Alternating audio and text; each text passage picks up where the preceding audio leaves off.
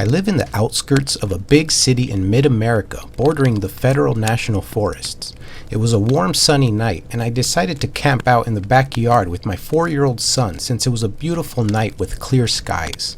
We made a campfire and began to roast some marshmallows while my son played on his iPad and I scrolled through TikTok videos. The night began to get late and my son had fallen asleep with the iPad still running. I gently picked him up and cuddled him into our tent. I left the fire running. A few hours went by, and I was still awake when I heard the voice of my son's mom out in the woods asking if everything was okay.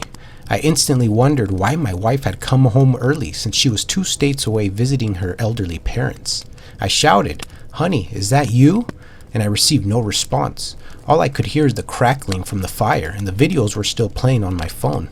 I instantly turned off my phone and laid in silence awaiting a reply from my wife.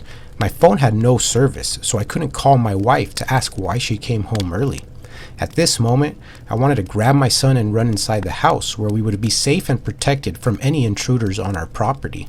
As I began to gather my son, I heard my wife's voice again, asking if we were still out here. I picked up my son and ripped through the door of the tent and ran towards my back porch. At this point, my son woke up and began crying from the instant scare of running. I looked back and saw 2 glowing red eyes standing 15 feet away from my tent where the forest begins.